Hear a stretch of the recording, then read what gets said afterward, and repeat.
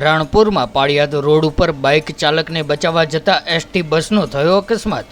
બોટાદ જિલ્લાના રાણપુર શહેરમાં પાળિયાદ રોડ ઉપર ગિરનારી આશ્રમ પાસે એસટી બસના ચાલકે બાઇક ચાલકને બચાવવા જતા બસનો અકસ્માત સર્જાયો હતો।